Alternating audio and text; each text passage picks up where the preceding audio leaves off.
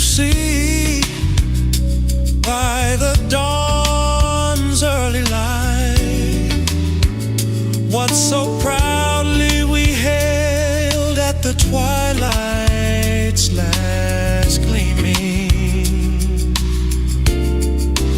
whose broad stripes and bright stars through the perilous climb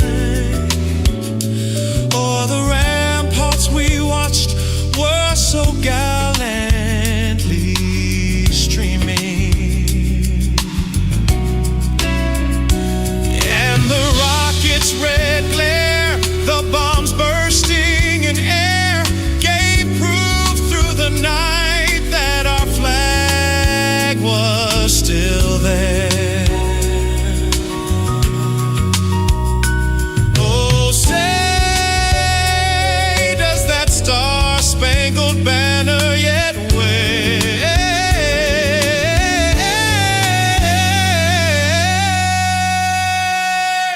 o'er the land of the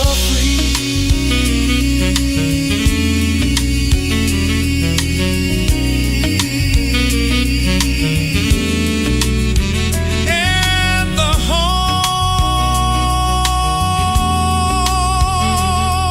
of the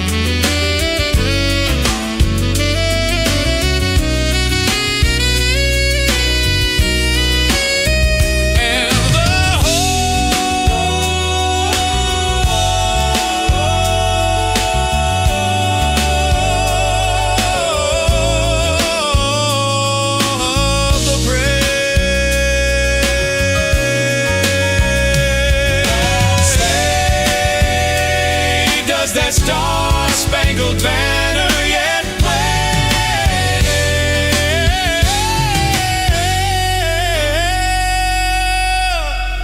o'er the land of the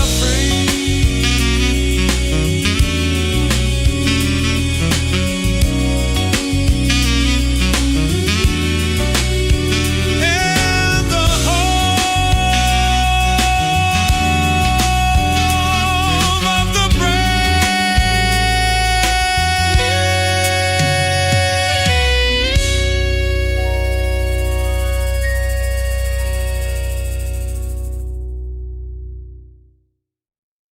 Before the American Revolution, our founding fathers considered themselves slaves of the empire. And then Thomas Jefferson read John Locke. And he said that our freedom was not given us by the king. It was an unalienable right given us by God. It is irrevocable, non-transferable, and unsellable. The founders understood that, and this is why, at the end of the Declaration of Independence, they put, "We pledge our lives, our fortunes, and our sacred honor." They said they would die before they'd be slaves. I won't just die before I be a slave. I'll kill before I be one. So all y'all out there to say you have no choice, what the founders showed you. It's Patrick Henry that said, "Give me liberty or give me death." And on that fateful night when George Washington had to cross the Delaware River in the ice and the snow, or the American Revolution would be lost, they said, "General, what are the passwords?" He said, "Victory or death. Either we're successful tonight or we all die." That's the idea of a free man. And I am a free man. So all you out there that believes that someone has to give you your freedom, you're admitting that you're a slave.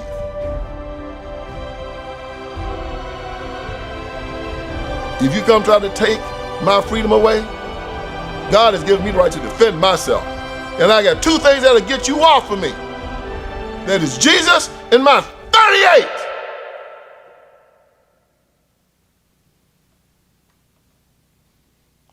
Slaves is a choice.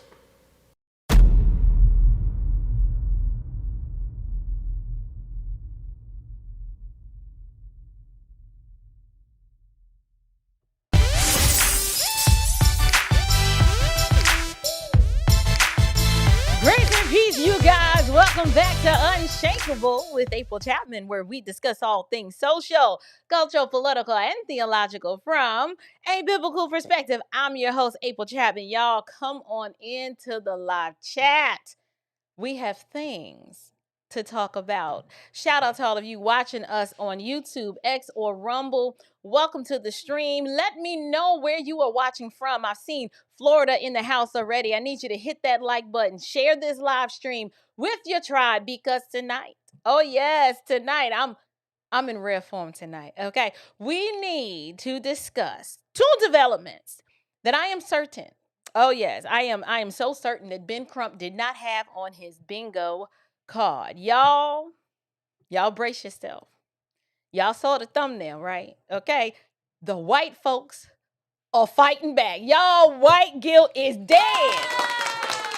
Yes, white guilt is dead, or at the very least, it is on life support down in Mississippi. I said, I got to turn on my camera tonight because, y'all, the black fatigue, it has reached Ocean Springs, Mississippi, and I hope this is the start of a brand new trend. So what we're going to do tonight, we're going to talk a little bit about the latest developments in the Nolan Wells tragic case. Believe it or not, I thought I was on top of this, but y'all, it happens, it moves and it changes so fast that this is as current as I can keep up. Now, if you really want to know like the TT, you need to be subscribed to Brandon Tatum's channel, okay? He has interviewed a few of Nolan's friends, and he seems to be getting firsthand account information. So if you really want to be up to it,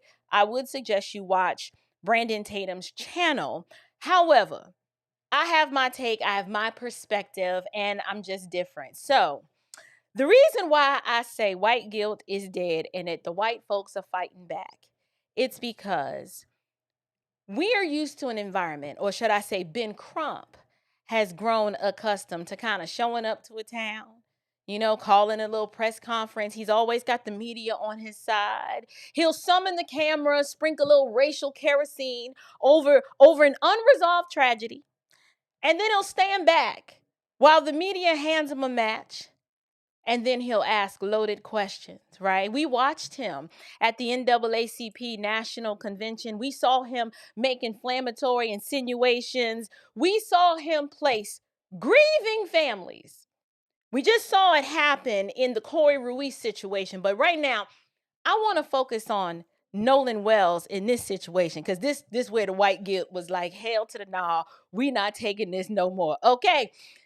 Ben Crump placed grieving families, put the spotlight, put them on a national stage. Oh, they were up in New York City at Good Morning America. Then he took them over to Chicago. Now they were down in Nashville, Tennessee. It's amazing. With all the things Ben Crump got going on, he couldn't find time to do that Brandon Tatum interview. But you know what? We're not going to talk about that tonight. Right now, I want to talk about how he's using the grieving family of Nolan Wells. And hear me clearly, I honestly believe that if Nolan Wells was alive and he saw the shenanigans and the charade and the clown show surrounding his demise, he would be disgusted. He would be so disgusted. And I believe he believed that his family, this is where Brandon Tatum and I, we are on divergent sides of this argument. Brandon doesn't believe that they're kind of in on the grift. I'm of the opinion that these people are not victims, and I will explain as we proceed in the show tonight. I'll explain what I mean about that.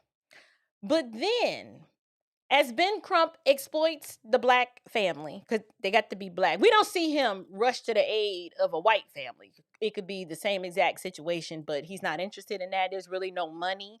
Maybe they should start, the white community, maybe y'all should start a white grievance industry, and let's see if we could get some legs and traction on that, because y'all are underrepresented. I mean, just underrepresented. We don't have like a DEI faction for like, oh, okay, anyway. Maybe I'm doing team too much. But what Ben Crump will do with the lamestream media's help, okay, because he's got them in his back pocket, of course, without producing an ounce of evidence that a crime has occurred, right? Like he points America. Look, y'all, look over there, right? He starts pointing America to a group of white people. They just got to be white. They could be half white. That's good enough, too. In this case, we actually have a biracial person that's got the finger pointed at them, too. And then he'll say, oh, we just asking questions, right? We're like, flag on the plate. Nah, Ben, no, sir. You're not just asking questions. We know you're not just asking questions. We've surmised that we've been watching this. We watch how you carefully frame your words, how you do what I call narrative curation, and he's planning accusations. And then he hides behind a little question mark, right? In fact, this is how I know what Ben Crump is doing is so wicked, because we've seen this before. We've seen this quite recently. In fact, it is the same thing that Mrs. Candace Owens Farmer has been doing since last September. Just like the liberal that she is, she's no different than Ben Crump the Frump. So, when the tragic death of Nolan Wells occurred, many of us were shocked. We were like, oh my goodness, what happened? What is going on? We're eager to see the toxicology report, and we're eager to see the police report and the autopsy. Like, we wanted to see all of that. And so many of us were like, let's just wait. Let's wait till the facts come out. But when this happened, what did the Ben Crump side of this argument do? Well, led by their fearless leader, what is he called again? The Attorney General of Black America. Ben dusted off his black wing-toe, the wingtip shoes, and he put on his best dark suit, and he headed on down there to Mississippi, thick tongue and all. Can't read past a third grade level, but he's confident. That counts for something. And he did what he always does, right? He stirred up some unsubstantiated mess just to get the blacks all riled up. And sadly, well, I was going to say I'm shocked, but you always have to account for a small percentage of the blacks to just rush to the danger. Typically women, uncovered, no discernment, just hyper emotional, super sensitive. We saw a lot of them jump on this bandwagon. But this time, y'all, something unexpected happened. You see, the people that Crump helped place in the crosshairs, y'all, they didn't bow their heads. No, there was no tearful apology for being white. There was no bowing, no bootlicking, no kissing. No, there was none of that. They didn't offer to settle with some money just to make the racial mob go away. No, they did what any smart American would do. They retained attorneys. Yes, see, our American judicial and legal system affords every American the right to defend themselves, right? Now, the sad part about it is people assumed that securing adequate legal defense somehow implied that they were guilty. But I'm of the opinion that this was the best course of action to take, because typically when we see Ben Crump in these situations, he never plans for the possibility that they're going to fight back, especially if there's a local municipality or police department involved. He definitely doesn't expect them to fight back. And we've been living under such oppressive white guilt and shame for the past and unforgiveness, and we just can't let it go, that people like Ben Crump and the social justice faction of the country have exploited that. But in this case, we saw something different. We saw these families retain legal counsel, right? Then they started sending legal notices because some folks got a little reckless, right? They also started preserving evidence.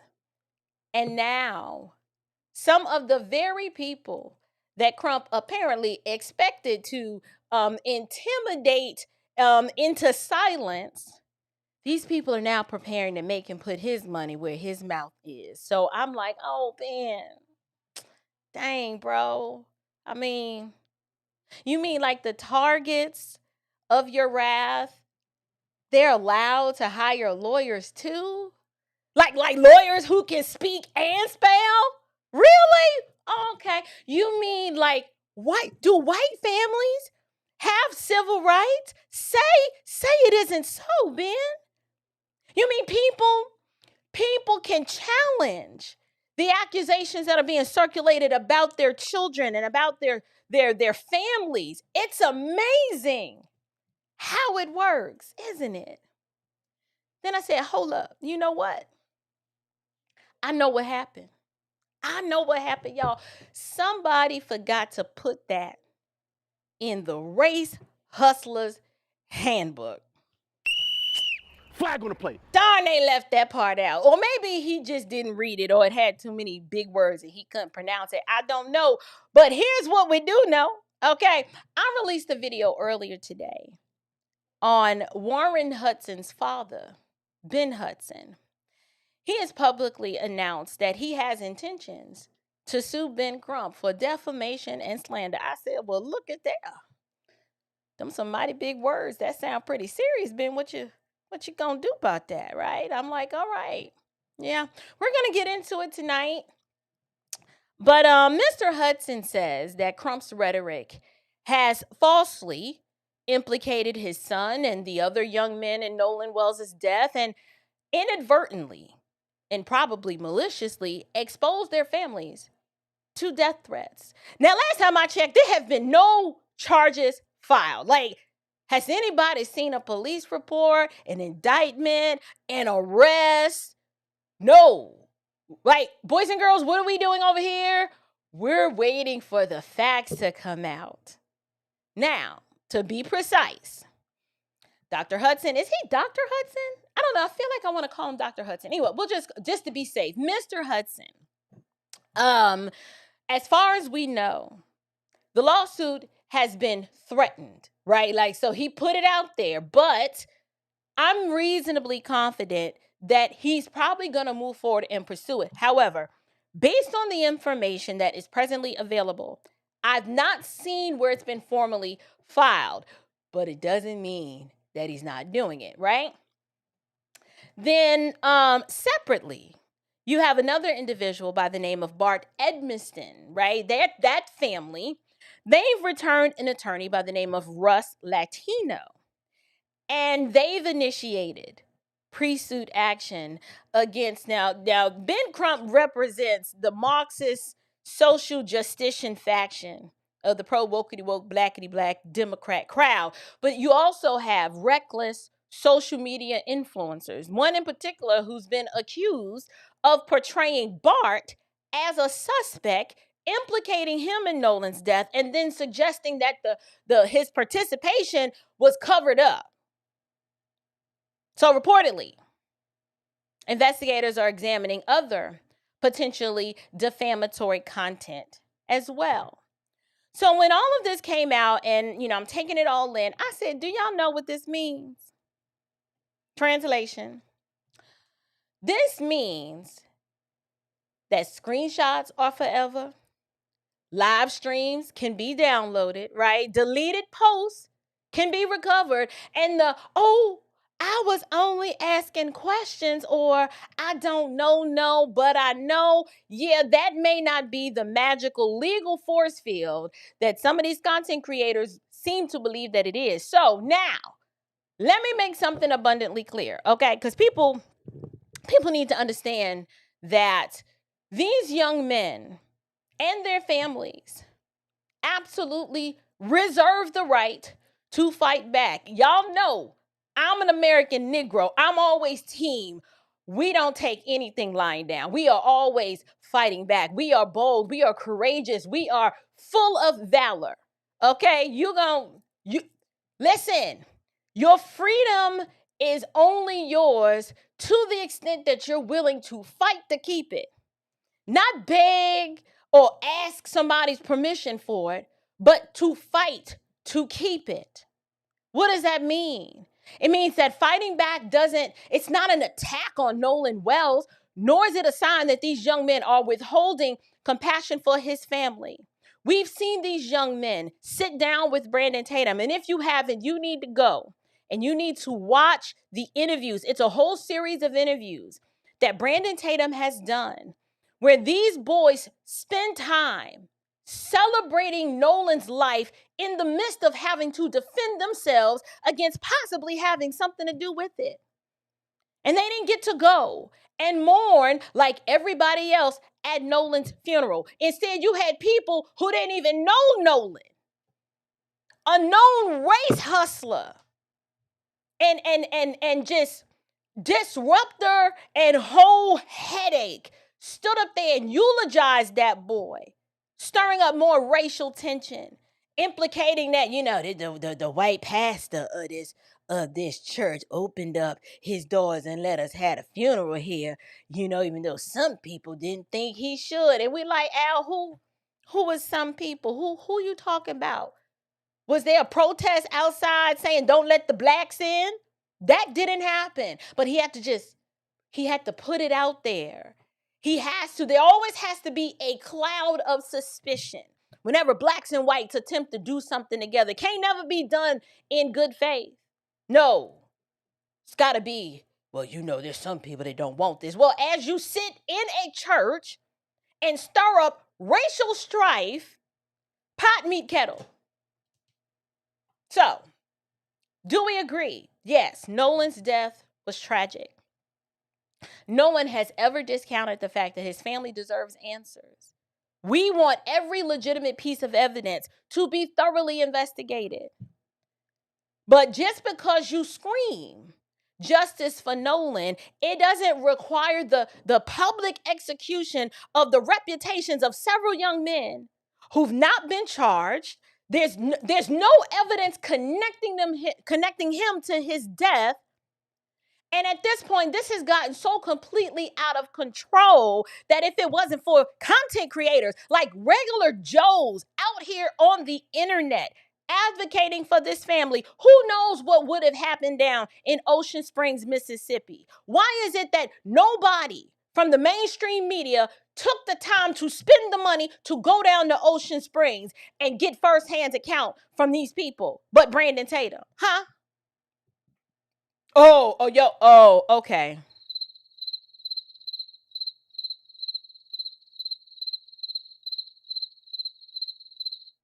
Yeah, you want justice for Nolan Wells, but Ben Crump wouldn't sit down with Brandon Tatum. He ain't had time. The family, they just want to focus and more. Then nobody asked to interview them. We want to interview you, Ben. That's who we wanted to talk to. But here's the deal. We know that wasn't going to happen because light and darkness do not mix. But here's the truth. Americans are fed up. We are tired of the race-baiting agitators who think that they can bully their way into accountability. No. We do not establish one family's innocence by manufacturing another family's guilt. That is not how this works. And we certainly you don't get to racially profile white teenagers while simultaneously claiming to oppose racial profiling. Lord forbid if somebody's driving while black, breaking the law high on crack and naked. Well, they pulled him over because he was black. No.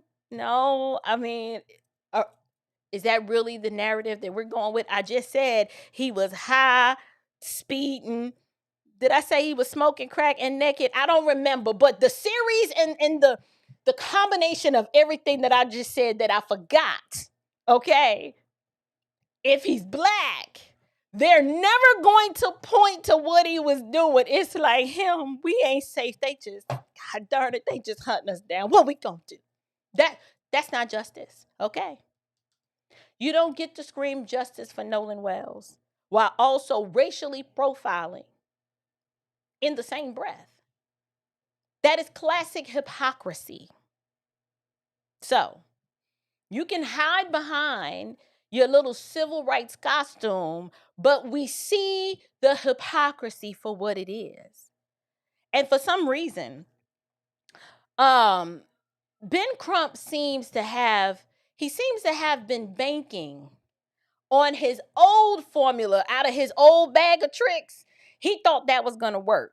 And what I've done tonight, I've compiled some more graphics. I think y'all like the graphics, and it gives a visual representation of what I'm talking about a lot of times. But his old formula was generate, maximum racial outrage. Like, you just gotta, him white, he black, oh Lord, there it is. It's racism, right?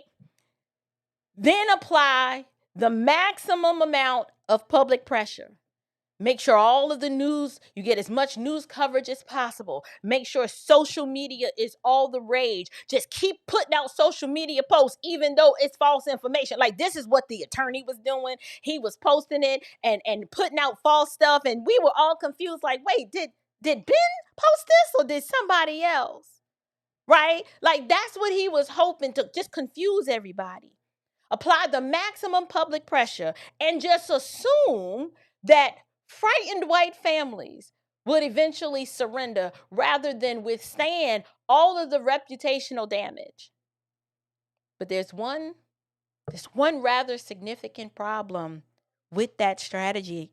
And I think I highlighted it when I started the show. Like, the thumbnail says it all. I'll explain it to you. White guilt, you guys. It had us in its grip for a while, but I think white guilt no longer has the purchasing power that it once did. If you agree, say white guilt is dead. Just type it in the chat. White guilt is dead. I mean, not that long ago, okay, you had some white guilt.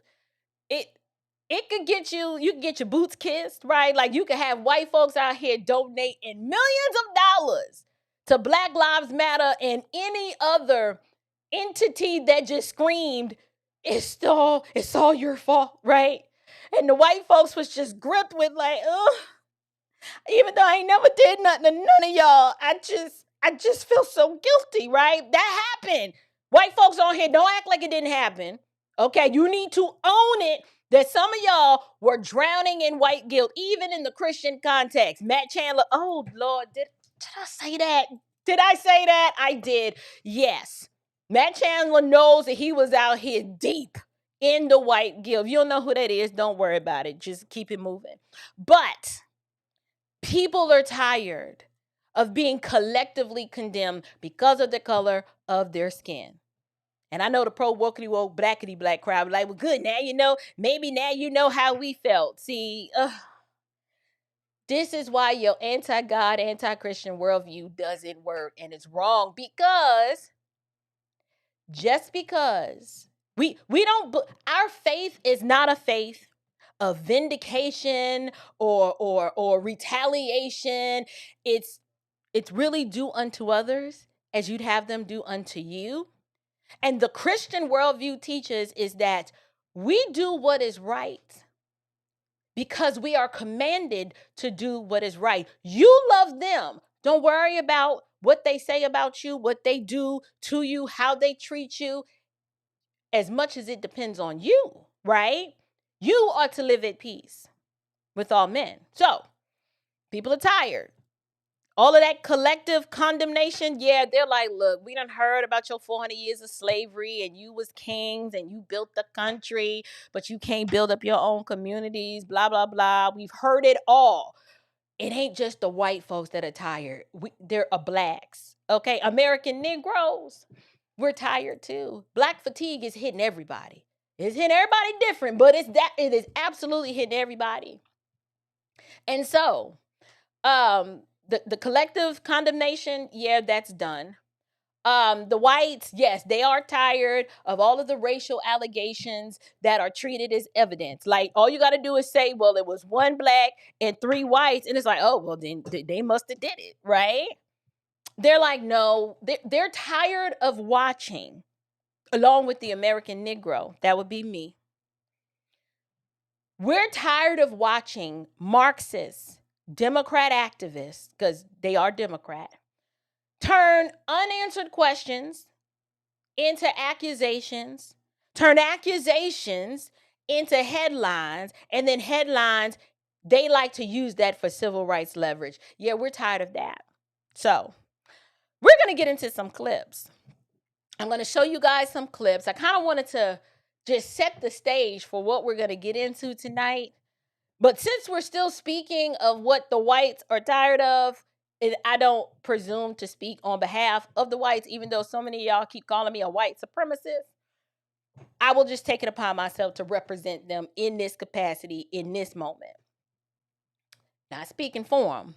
But I got a pretty good idea that the whites are also tired of being told that defending themselves is somehow further proof of their guilt. Like, we don't see how you fit that round peg into the square hole. Like, what are they supposed to do? But here is how I view this whole situation. Crump started this, and the whites, they are finishing it. Okay, Crump chose the target. He helped freeze the target, right? He personalized the target. He polarized the public against the target. But apparently, y'all think he forgot that the target could shoot back figuratively. Figuratively, of course, we're not talking about firearms, even though I am pro 2A, go America. Figuratively, he forgot that they could fight back with subpoenas, depositions, right? Discovery requests and defamation claims, which we're told are coming. So tonight, you guys, right, we are going to examine the lawsuits that have been threatened. We're going to talk about the legal action that has begun and discuss some of the claims that have been circulating online that have not been verified. I guess that's more so on the social media side. But we're also going to go and take a look at Ben Crump in action again, right? We're going to discuss his usual strategy that I think is backfiring at this point. And for whatever reason, no, I'm not going to say for whatever reason. We know we've been here before, and this worked in the 60s, right? The intimidation tactics. This also worked in the Jim Crow South. So now on the Jerome Crow side, these people believe that they can intimidate people into silence with accusations of racism. But I am here to say, y'all, this may be coming to an end. I don't think it's working like it used to. And so, what is our theme verse for tonight? We're going to parlay in Proverbs 18, verse 17, that tells us the one who states his case seems right? Until the other comes and examines him. So, Ben Crump, he stated his case first. Now the other side, they done showed up with attorneys. So let's get into it. We got this clip. Y'all all up in my business. Hold on. Let me get this. These are my text messages. Mind your business. Stop screenshotting. Stop trying to, what's the word? Zoom in. Y'all, did I tell y'all? Y'all remember when I was sharing with y'all my midlife struggles and how I was losing my words, and somehow like I could see the word like in the air, but I just couldn't grab it. I've gotten better. I don't lose my words as much as I used to, but I'm still struggling. But give me 1 second. I need to get a lower third up here. Okay, here we go. Great. All right. So this first clip here, I am titling this clip, the fake crisis, right? So let me give y'all some context. I'm calling this a fake crisis because we already know Nolan's been laid to rest, I believe. Well, he's been eulogized and they had a funeral for him. And then after the funeral, we saw the family at the NAACP convention up in Chicago. Well, now they're down in Nashville with the National Urban League. And this little red bone high yellow gentleman right here, I believe, is the president. But we will verify that momentarily. But let's take a look at this clip. I've called this clip the fake crisis, and just listen to how they set it up. It's very short. Our members who were planning to come to Nashville asked me late last week if we would be commenting on, dealing with, shedding any light on the Nolan Wells case. I invited Ben Crump to come to Nashville to brief us on the Wells case. In the course of that conversation, he shared with me, by the way, there are 2 other similar cases. I said, 2 other similar cases? I said, Ben, can you bring all of the families to Nashville? Because the thousands of urban leaguers who are here are interested in, have a solidarity with, want to hear directly, not through filters, about the circumstances of these cases. And that is what the National Urban League Conference is all about. All right. Oh, we're going to have fun with this one. But before we do, let me go ahead and grab these super chats. You know, I don't want to neglect you guys. And actually, if you stay to the end, I'll probably do a brief Q&A. I haven't done a Q&A in a really, really long time. But I do want to take some questions from you guys. But shout out to Smetty. Thank you so much for this super chat. She says, God bless you. Oh, God bless you too. And God bless America. Love you, girly. We also have Michael Armstrong. Good to see you. Oh, thank you so much. So far, you are tonight's sponsor of the live stream. Michael says, I'll say it. Shoot, Michael, I ain't never scared, okay? I ain't scared of none of y'all. He said, there are elements in this great United States country who are stuck, weak, and do not believe in overcoming adversity. Black people should have the energy from years past and refuse to align with weakness. Bro, we might be related. Okay, look. Listen, y'all not picking up what Michael is putting down. I am always talking about functioning in your freedom, being brave, not being weak, right? To hear him say, we should have the energy from years past and refuse to align with weakness, he is absolutely right. Y'all, he is essentially exegeting what Abraham Lincoln said in his Cooper Union speech. In his Cooper Union speech, Abraham Lincoln essentially had to tell some newly emancipated slaves. I mean, granted, okay, he was the president of the United States at the time, and they were super excited to see him, and he's coming in a boat, and, you know, he's all tall and really recognizable. So they're like, oh my gosh, it's like Abraham Lincoln. And, you know, they were borderline kind of doing like, you know, a little, I don't want to use the word worship, but it was like a level of reverence that you shouldn't give another image bearer. And he was like, nah, we don't do that. He said, listen. And I'm paraphrasing this part, and then I'm going to quote the rest. He was saying, listen, God made you free. Okay, don't bow. No, don't do that. I didn't free you. I didn't do this. He's like, this is the providence of God. God made you free. And then he goes on to say, you need to teach your former masters that you were free. And then he shouldn't have had to give them permission for this, but he said, you have to do so by taking up the sword and the bayonet. Basically, look, nobody should be able to subjugate you again unless you allow it to. And if they didn't get the memo, you have to teach them with the sword and the bayonet. Basically, that's the equivalent of an AR-15 and a 9mm. Okay? Like, this is what Abraham Lincoln is telling emancipated slaves. Like, essentially, you got to function in your freedom. You got to be brave. You must fight back. And if your so-called masters, they don't understand that you don't belong to them no more, you have to teach them. And it's not because we gave you your freedom. He's reminding them that, no, God made you free. It is no different than what the founding fathers of this nation told King George. We don't want to live in slavery and be subject to the crown. So here's a letter. We're going to send it across the pond, and you're going to have to come and take it and fight us for it, because we're not doing this anymore. It is no different. Black Americans today, we have the strength and the resilience of so many people who came before us, who demonstrated that your freedom is not something that somebody gives you. It's something that you assert.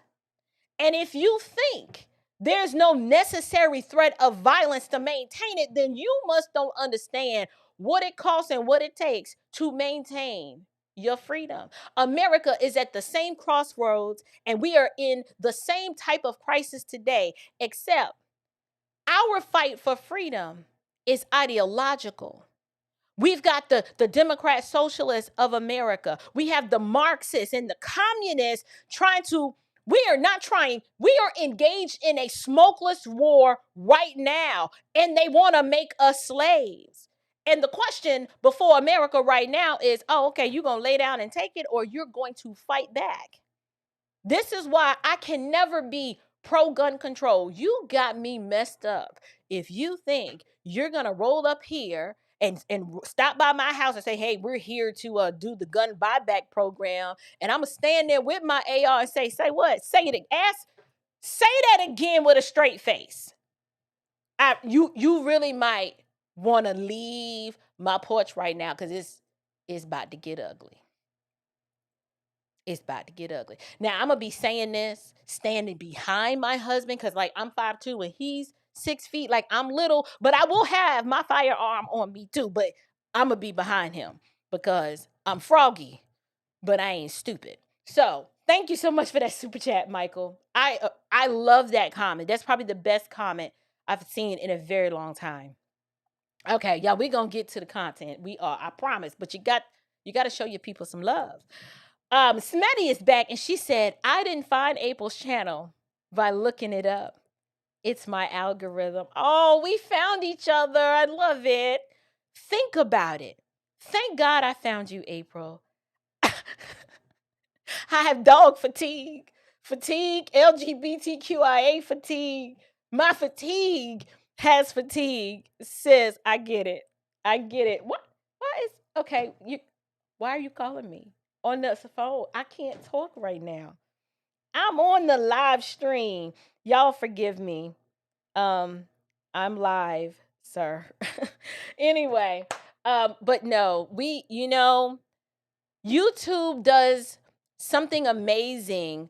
It kind of knows your watch habits, and it will suggest, based on what you engage with, the type of content that it wants you to watch or assumes that you'd be interested in. So the algorithm worked, and I'm so glad that we're finding each other.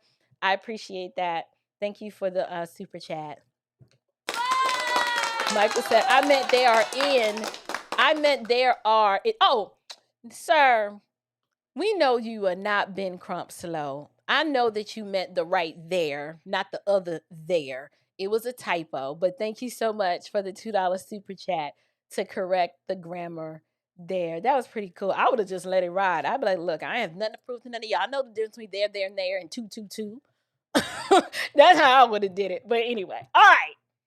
Let's engage with this clip before we move on to the next one. So, little buddy here, I didn't catch his name. It's not important. Said that some of their, I don't know if you call them members or supporters, wanted to know if they were going to be briefed on the Nolan Wells case. And he said that at that time, I guess he reached out to Ben Crump, and then Ben told him that there were 2 other similar cases. And all you can really do at this point is roll your eyes at that. Because y'all, when y'all find out what these other 2 cases, you're going to be like, I mean, if you tilt your head, close one eye, and jump up on one foot, it might kind of look similar, but no, I don't see the similarities.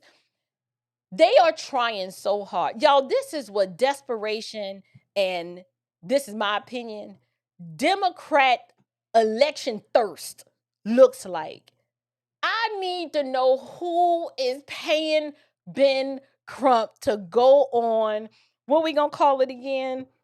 We're gonna call it the, oh my goodness, I thought I had it pulled up. If I don't have it pulled up, it's fine. No. Oh man, I'm on low power mode. Don't worry about, the Crump conflict cycle. That's what we're gonna call it. The Crump, it's about to die. So let me write that down. Crump conflict cycle. It's where he takes more than one event or topic and tries to build a correlation between them, even though one doesn't really exist. Kind of like what Candace Owens does. And you just be like, maroon shirts. I mean, okay.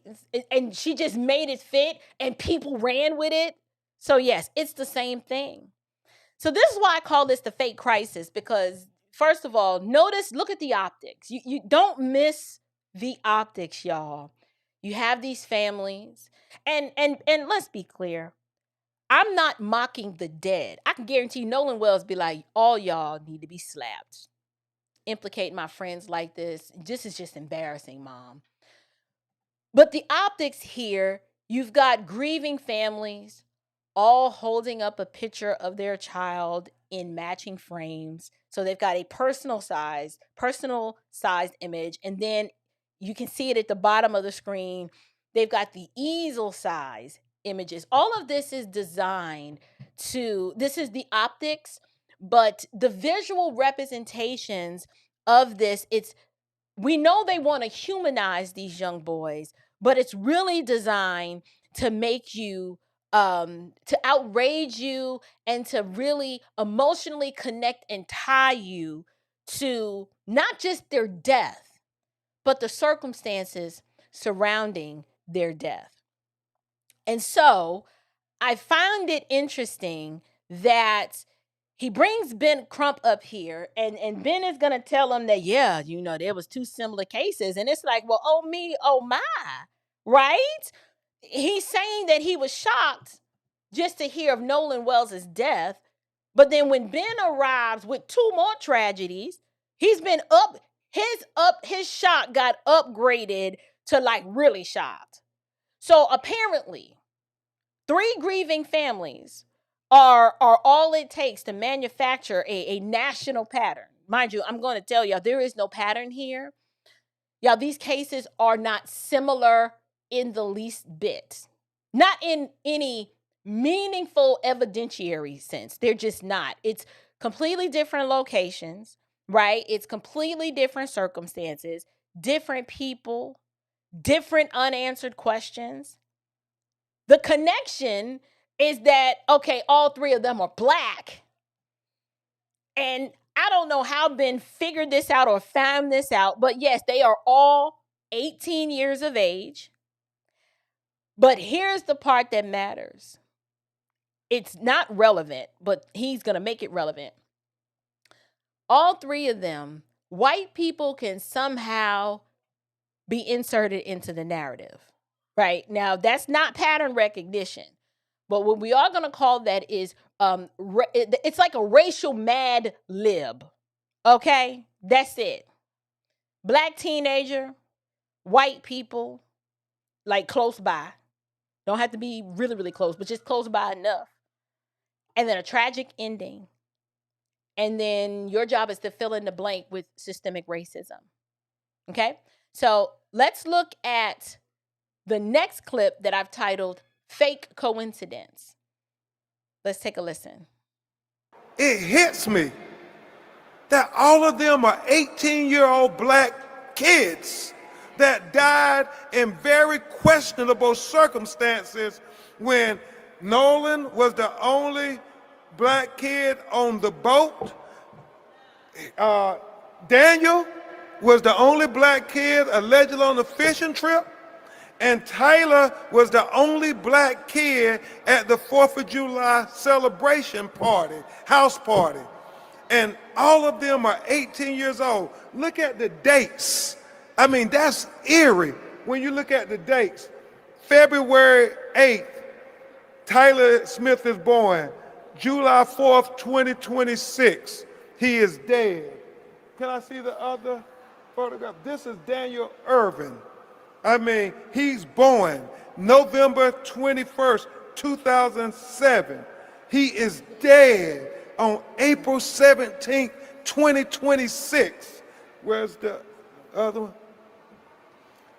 Nolan Wells, born August 19th, 2007. He is dead in July of 2026. The day is yet to be determined.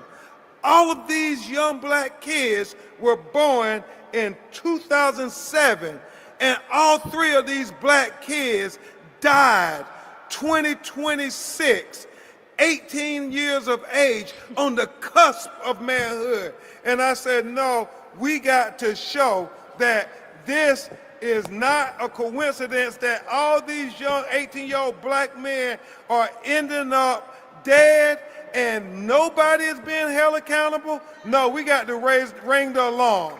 We got to ring the alarm. We must ring the alarm for these 18-year-old black boys.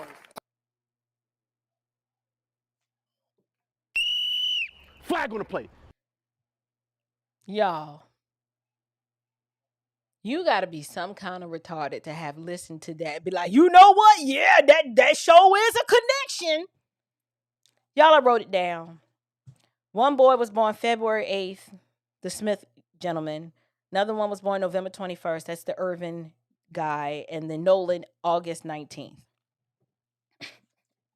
Y'all, I feel real dumb even trying to provide commentary on this because it's just so stupid. But one dies July 4th, one dies April 17th. Nolan dies kind of on or around July 4th. Okay, so riddle me this. There are no other 18-year-olds in the world that are black that die at the age of 18. This is called when you were like really reaching and you are just so desperate for attention and you are so desperate for a white boogeyman villain. Crump has not established a common perpetrator, a common method. He's no sort of coordinated conspiracy or even the same manner of death. He's not done that. All he did was group 3 tragedies. You know what? I'm not even mature enough to cover this because I was about to laugh and it's sad and it's not really funny. It's sick that he would do this. It's sick that these families would allow him to do this. But then it's funny because there are brain dead morons in the audience clapping saying, yeah. Like, it's just too many emotions going on at one time for me to even take this serious. So, y'all, I'm trying to be mature. I really am. I am trying to be an adult here, but this is stupid. He has grouped 3 tragedies together by race and age, and then invited the audience to just imagine the rest. Did you see that? Like, notice how he carefully constructed the accusation, right? They don't have to accuse any particular white person of doing anything, right? They just merely place black victims and white people in the same sentence. Just put them in the same sentence together. Lower their voice a little bit and ask, this is eerie. What are the odds? And people with thinking brains are like, do you realize how stupid and ignorant you sound? On some level, I don't believe that Ben Crump is this stupid and ignorant. Here's what I believe. I believe that he believes that people out there, enough of them, are stupid and ignorant to buy this foolishness. That's what I believe. Now, when I say he's not that smart, in the sense that there's a difference between being smart and clever. He's not that smart, but he's absolutely clever. He's been doing this long enough. He has studied the emotional tactics needed and necessary to get the outcomes that he's always gotten, and he just rinses and repeats it. But the insinuations he's making, it allows the insinuation to do the work that the evidence can't, right? This is the setup. First, bundle the unrelated cases together, then call it a pattern. Like this man called this a pattern. I'm like, you've been hanging out. I know you're in Nashville, but you've been hanging out with Candace Owens too long, because this is not a pattern. Then he just implies a racial threat. Nolan was he repeated that same lie. Nolan's the only black person on the island. Or did he say Nolan was the only black person on the boat? We've kind of addressed that already. Somehow we assume with the fishing boat, was this black guy the only black one there? And then at a whole pool party or a barbecue, was there only just one black? So even if it was, you're calling this a pattern. And then third, you imply a racial threat. And just the combination of all of that together, he's demanding national attention. And then eventually, he's going to want some sort of civil accountability. That's where the lawsuits come in. But he wants all of that before establishing what happened. Like, can someone tell, do we even know what happened in the Nolan Wells case yet? No. We still don't know. It doesn't matter, y'all. It doesn't matter. But can you imagine applying this standard consistently? Like, if 3 18-year-old white men died under completely different circumstances while black people happen to be nearby, y'all, you think the National Urban League would accept that as evidence of a racial pattern? No, they would. Of course not. And rightfully so, because that's dumb. That would be dumb. And you'd look dumb doing it, but he don't care. As long as he has content creators like Willie D who are equally dumb like him, this type of narrative makes sense. Y'all, transparent moment. I had a moment. I don't want to call it. I was like, it's not coveting. Maybe it was a little envy. But at the end, after I repented of all that, I was like, I'm just confused. I was scrolling looking for content to react to. And one of my YouTube, I call him like my unofficial YouTube mentor. He doesn't know it. Black Conservative Perspective, Greg Foreman. Greg has the best clips when it comes to providing commentary on politics.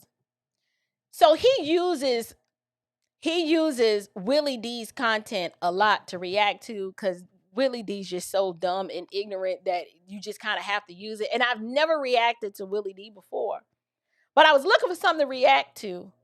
And a lot of times I do like taking clips from Black Conservative Perspective, but I said, no, let me just go to Willie D's channel and get it straight from the horse's mouth. Y'all,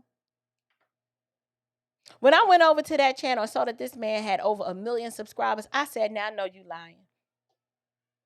I said, Lord, I'm out here laboring on your internet, okay? I mean, looking cute, being funny, leaving my audience transformed and educated. And this man got 1 million subscribers. And I said, I'm doing something wrong. I said, I must be doing something wrong. And then I was convicted like, no. First of all, why are you worried about the vanity metric of 1 million subscribers? When everywhere you go, it's not a place you've gone in this country that somebody didn't recognize you and say thank you for what you were doing. That is enough. I was like, okay, well, we'll just struggle on 180-something thousand subscribers and be content. Now, won't we? Which means I don't have to obsess about the numbers. I don't. Just make good content and your tribe will find you. I don't know how Willie D got 1 million subscribers, but congratulations to him that he has carved out an audience that wants to listen to him. I'm trying to be nice about it, but I can't. So we're going to move on from that. But I just wanted to confess that because it made me realize, I said, girl, you worried about the wrong thing. You make the content for the people that you've been called to serve, and your tribe will find you. And maybe one day, the question is, will you still be grateful if you never hit 1 million? Right? Be a good steward of what you have now and quit chasing what hasn't even happened yet. You stressed out trying to do the content that you're doing now. I was like, you right. You right. I said, because I do be working hard and I be tired. And some days I don't want to do a video. He's like, so what you whining for? Go on, sit down behind that camera and make this video and shut up. And that's basically what I did. So, y'all, getting back to the content. Nolan Wells, no one has ever disputed the fact that Nolan deserves an investigation based on the facts. He deserves that, don't he? Right? What did I do? Oh, he deserves that. His death should not be used as 1/3 of some racial trilogy, because you got 3 families represented here. That Ben Crump somehow, I don't know how he assembled all of these people here for the sole purposes of maximum emotional impact. We know that's why he did it. And what makes this more disgusting, as a matter of fact, I have another clip I want to show you to demonstrate why, in my opinion, this is so disgusting. Let me show y'all this. I got to open it up first. Here we go. The reason why we're going to go back to the other clip, this is so disgusting, because of this right here. Take a listen to Tamar Rice's mother. But I did not continue to work with Ben Crump. I think we worked together for about 8 or 9 months. I just felt that he was avalanche chasing. He knows that. I say it to his face all the time. Yeah, I told that to him. Yeah, I mean, at the end of the day, him and Al Sharpton and them, and I just didn't feel that he knew what he was doing. I was getting phone calls from other attorneys stating that he didn't know the law. I wasn't feeling good about it. We just wasn't getting the answers that I wanted or I needed, and I wasn't getting like paperwork when it came to motions being filed or even, contact. Anytime they contact with the prosecutor, I need to know everything was going on with my son. Yeah. He was not getting no real justice. So they were PR advocates, race baiting. Yeah, I didn't know. But there's no output. There's no It's solution. just like, yeah, there's a face, there's a name, say his name, Tamir Rice, but like when it comes to actually getting justice and suing the city, you had to go get somebody else to do that? Yeah, I did. Ben Crump wasn't able to do that at the time. My wrongful docket was like 8 or 9 pages long. With Ben Crump? Yes. So when my third set of attorneys had got it, it ended up being 138 pages, 139 pages long. So I don't know what Ben Crump was doing. I don't know if he had the skills at the time to even take my case where it needed to be. I wasn't trying to get just hurry up and settle out of court. I really wanted you to go in there and fight. And then, they just say he wasn't a great talker back then. So I just kept getting phone calls about him. All of these folks, and nobody is showing us how to get no indictments. I had to let them know my son ain't no. He's not a hustle. His death is not a hustle. So I just got a little aggravated because I kept seeing all of these activists doing things in memory of people's children, and we wasn't getting no real justice. Well, I'll be darned. Would you look at that? Would you look at that? This is why I say Nolan's death should not be used as 1/3 of a racial trilogy that Ben Crump has assembled. Tamar Rice's mother said it best. My son is not a hustle. And to be fair, back then, maybe everybody didn't know, but it's kind of hard not to know now. Hate to break it to it, but you don't hire Ben Crump for indictments. You don't hire Ben Crump for justice. You hire Ben Crump for emotional impact and to rile up the blacks. But if you're looking for outcomes and solutions, no. You hired the wrong attorney, okay? Then she said he's not a good talker, right? She's meaning he doesn't speak well. Basically, she's saying he was ignorant then, and now we're like, ma'am, nothing's changed. He still can't speak or read or pronounce basic words that an attorney should, right? Didn't he struggle? What was the word? I don't even remember. It doesn't matter. Listen, here at the National Urban League, up at this podium, you have 3 tragedies that deserve 3 truthful investigations. But what Ben is trying to do, they don't automatically become one racial conspiracy just because Ben Crump places 3 families behind the same podium. I know the optics look that way, but I don't see how you are a believer. You call yourself a Christian and you don't have spiritual eyes to see the hustle being pulled right in front of you. Yes, okay, a press conference can create a narrative, but it can't create evidence. So what are we supposed to do? We're supposed to stand here and be like, oh, look at those boys and their pictures. Okay. Mourn with those who mourn. Weep with those who weep. But where is the evidence? Because none of this is going to get us closer to creating evidence. It's not. This is why I say these families are now active participants in the charade and the shenanigans. They are.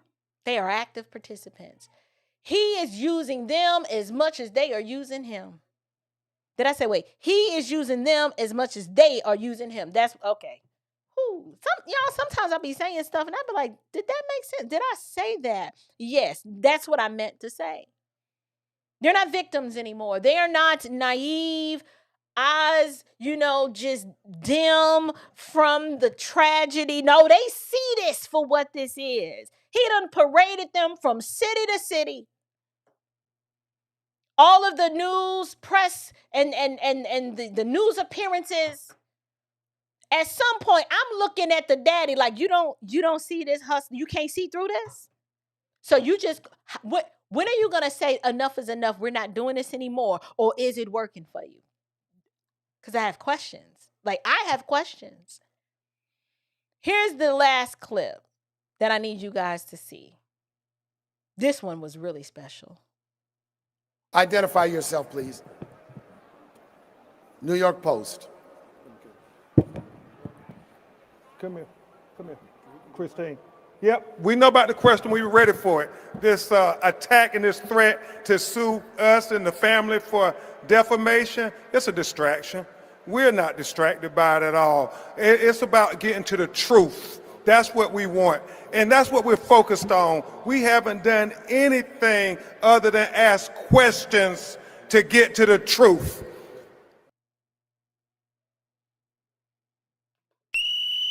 Flag on the plate. Y'all, he Weasley with it, ain't he? Did y'all see that maneuver? Did you see it? Okay, let me just break it down. So the New York Post, the light bright man, I don't know his name.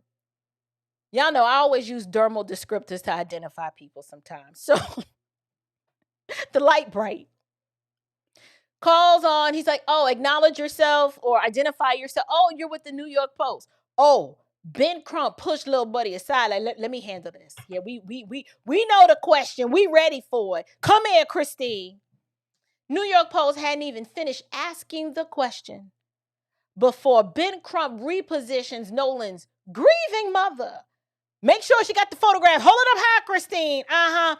Positions her with the picture of her dead son, and she puts her in between himself and the scrutiny from the press. Did y'all see the maneuver? Yeah, that was not an answer at all. He didn't engage with the question. What he did was he had to go get his prop, which was Christine. And I'm trying to understand why the husband keeps letting this happen. But, y'all know how I feel about, okay, let's move on. He goes and grabs her, makes sure the optics are right, puts Christine in between himself and scrutiny, uses her as an emotional human shield. So instead of defending his statements with facts, Crump just surrounds himself with grief. She represents the grief. And then dared the reporter to keep pressing. So you gonna stand here and ask me these questions when I'm standing here with a grieving mother? Is that what you gonna do, New York Post? Y'all see, the question concerned Ben Crump's own conduct. This didn't have anything to do with Christine. The New York Post is questioning him and alleged lawsuits levied against him for the things he has said. Right? It's his conduct and the possibility that his accusations have defamed identifiable young men. I'm sorry, Ben. Nolan's mama, she can't answer that question for you. Nolan's photograph cannot answer it either. Ben Crump must answer for Ben Crump. So Crump says, oh, this threatened lawsuit. Oh, it's just a distraction. I'm like, nah, buddy. No, sir. Nope. Flag on the play. No. The threat of a defamation lawsuit is not a distraction. It's a direct response to what you have been publicly saying. You don't get to light the match and then call the fire department a distraction. Tell me, what y'all doing here with all them hoses and trucks and stuff? You don't get to do that, Ben. No. Notice that he never meaningfully addresses with some substance, right? What evidence supports the insinuations that he's helped broadcast for weeks? What specific statements does he stand behind? He doesn't want to deal with that. I have a question. Does he accept any responsibility for the threats that these families say that they've received? It seems it's only one side that wants unlimited freedom to ask questions about everybody else. But the moment a reporter asks him a question, suddenly, oh, Lord, these distractions. These questions are distractions. Yeah, This is how the tactic works, right? When Crump raises suspicion, it's called, we're seeking justice. But when the accused families defend themselves, it's called a distraction. Evidently, it seems as if accountability is supposed to only it's unilateral, just one direction. My thing is, if Crump's claims, if he has evidence to support that, he should welcome the opportunity to present that evidence. But discovery is different, right? Discovery is different from a press conference. You can't do that in discovery. Why? In depositions, there are going to be follow-up questions. And documents, they can't clap. They can't give you the roaring justice for Nolan or justice for Irving. You don't get that. Putting up a grieving mother She can't be repositioned between a witness and the attorney. Hear me clearly. This mama's grief is real. On some level, we have to leave some room of compassion for her. But we're struggling to do that when she aligns herself with this man and stands and locks arms with this man and allows herself to be his puppet. And her husband's letting it happen. He's pulling the strings. Come here, Christine. Did the New York Post levy a question toward her? No, they asked Ben Crump a question. They asked him a question. We should not allow the grief, right? We can't use that to insulate a powerful attorney who's been super reckless with his words. You can't use her to hide behind legitimate scrutiny about your public statements. You cannot let that happen. All this was a classic misdirection. He just changed the subject from, they asked, it's been alleged that you've defamed these young men. He changed it from that to, why are you distracting from this grieving family? Only a skilled narcissist can do this. Okay, now I understand attorneys are special and they are trained to redirect and reframe questions, but it takes a special kind of person with some NPD, okay, narcissistic personality disorder. They are well skilled at this. They will reframe, and you'll be like, you start questioning your own reality. Like, I know what I just asked. How did we get here? It's because it's not real. Just like in narcissism, what you see with the way the race hoax and these race hustles work, what you see is not real. This is a facade. It's all a make-believe distraction. So when he goes, why are you distracted from this grieving family? That's the distraction. Look at this over here. Don't look at what I'm doing over here. Why? Because I'm never going to accept accountability for what I'm doing over here. I know I'm shady. I know I'm trifling. I know I'm broken and jacked up. I'm a liar. I'm a hustler. I've been scamming families out of money for decades. Just chasing one tragedy after another, but don't focus on that. You got a grieving family here. We're looking at that, right?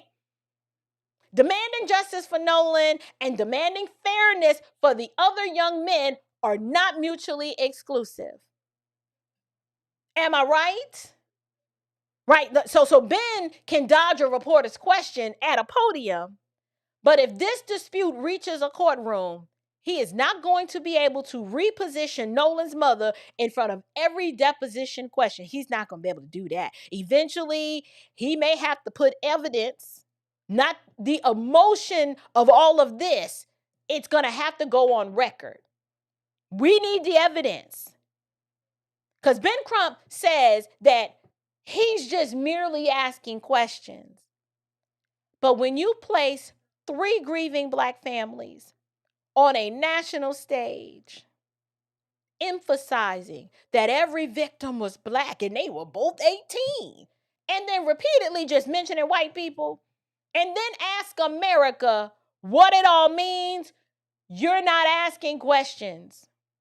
You are planning an answer, and it's without accepting responsibility for saying it. So here's what I've prepared for you guys. Let's move this aside for a moment. We've got some graphics. Okay, so this is what I prepared for y'all. This is the Crump conflict cycle. Okay, this is a broad overview, and then we're going to go one by one. Select a grievance, name a target, polarize the public, apply media pressure, and create civil leverage. Let's go. I'm calling this the Alinsky-style tactical parallel. So Saul Alinsky, author of Rules for Radicals. Y'all know I've been talking a lot about Marxism. I thoroughly believe that the civil rights apparatus of the 1960s on forward was absolutely Marxist and communist infiltrated and led. That's my opinion. There's too much evidence to support it. I don't care if you don't like it. Yes, MLK was a Marxist. Okay, he was. He was trained in Marxist theory at the Highlander Folk School in Montego, Tennessee. Don't believe me? Look it up. Okay, you're going to learn something coming over here today. My 186,000 subscribers. I don't need 1 million to be effective. I just need a few to listen who don't know. So, Saul Alinsky, am I saying that Ben Crump's a Marxist? You know, look, Ben has enough defamation issues to deal with right now. I don't need my own defamation issue to deal with. But here's what I will say. It seems like there's a lot in common here. You know, he likes drawing parallels and connections and patterns, right? So I'm saying, well, if something looks like a duck and quacks like a duck, it might be a duck. We don't know. We don't know if Ben Crump is quacking like a Marxist duck. But I've just seen some eerily similar patterns from the Saul Alinsky-style playbook. So the first one is select a grievance, right? Begin with injustice before the facts are established. Did we see that? Did we not see that in the Nolan Wells case? The grievance is Mississippi. Black boy allegedly drowns, or we don't know what happened to be in the vicinity, in and around, and connected to white people. You're supposed to be grieved because of just because of what I just said. You begin with injustice before the facts are established, right? You have to do that. You have to first select a tragedy that is capable of producing maximum emotional outrage. Had this happened in the hood, in somebody's backyard pool with a bunch of other black boys, you would have never heard about it. Those black boys wouldn't have to bear the brunt and the responsibility of, why didn't you take care of Nolan? Why didn't you babysit Nolan? No, it would have been like, oh, dang, Nolan, hey, something happened to Nolan. You wouldn't even have known about it. The facts don't have to be settled yet. No, you begin with grief. Unanswered questions, racial suspicion. See, that's why it wouldn't have been a thing if it was a black boy at a pool party at somebody black's house. There's no racial element there to exploit. So because once people are emotionally activated, they're much easier to mobilize. This is why it was so easy to get IUIC? The black Hebrew Israelites, the ones in the purple. What is their, I don't know their sect name, but all of them just showed up just a marching for Nolan Wells. You like, well, you get the fringes out of here. Okay, just only those in the apologetics community or are familiar with black Hebrew Israelites caught that joke when I said get the fringes out of here. Anyway, it's okay. It's my joke. I thought it was funny. I'll laugh later when I probably watch this replay. But once you emotionally get people locked in, then you can get them to mobilize. You can get BLM to show up. You can get random blacks down there who are still stuck on the ideological plantation of the Democratic left. Something happened. Something like what? I don't know. But him black and they was white. Okay. Okay. No. All right, fine. I'm not gonna fight with you. Believe what you want. Do we have evidence though? But no. But like, what else could it be? I mean, do you want to hear the truth or you want the assertions? You've already come to a conclusion. No, I'm convinced it was the whites. Okay. Have a good day, ma'am. That's all you can do. That's really all you can do at that point. Number 2, name a target. Turn uncertainty into a recognizable antagonist. I told y'all they need a white boogeyman, right? Next, all you got to do, the public must be given somebody to blame. They need a martyr. They need a scapegoat. They need a Barabbas. They need somebody. It could be the police, local officials, a group of white teenagers, or an alleged racist institution. They just need somebody. The target is identified before the evidence has fully been examined. It doesn't need to be. Just suspicion will quietly become the verdict. This is how you have so much foolishness out on social media, and this story has just ballooned and gotten so much out of control because you got to name a target, right? And the target, depending on the circumstance, can move. So like in the what's his name? Ruiz situation, Corey Ruiz targets the police, right? And so many different circumstances. It might be a university, it might be an academic institution, but you have to name a target, right? Number 3, polarize the public. Oh yeah, this Crump is really good at this. Divide the audience into victims and villains. This is classic Marxism, right? Every reasonable question becomes evidence that you're on the wrong side. If you say these white boys have not been charged, there's no evidence that they were involved, or if you just say, well, the investigation is ongoing, we just don't know. Oh no, see, you the enemy now, right? Either you accept their narrative completely, or you're accused of opposing justice. So it forces you to pick a side. There's no room for patience or nuance. You're not allowed to due diligence, due process, none of that. Why? Because polarization is required. It requires heroes on one side or a villain on the other. Polarize the public. Divide the audience into victims and villains. I told y'all they need the white boogeyman. Him done it. We don't know what he did, but he did something. Why? Because he's white. It's sad, ain't it? But that's just where we are. Number 4, applied media pressure. This is where Ben Crump excels really well because the mainstream media are very biased. They're leftists, right? They want to push the Marxism and the social autopsy of curating these narratives that divide the country. So now the cameras arrive, all the lights, the inflammatory language, right? That starts. Pull out the grieving family, put them front and center. Make sure they're always visible. Don't stand in front of her. No, she needs to be seen. What do we see Ben do? He used words such as execution. He used that word so many times up in the Corey Ruiz situation. And then when it came to the Nolan Wells situation down in Mississippi, he called it a lynching. Mississippi is burning, right? I sound just like him, don't I? Mississippi was burning.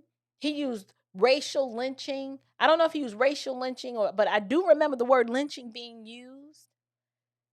Somebody's hiding something. There's a cover up. All kinds of just generate headlines long before the investigation can establish whether or not that those descriptions are supported by the facts. It doesn't matter.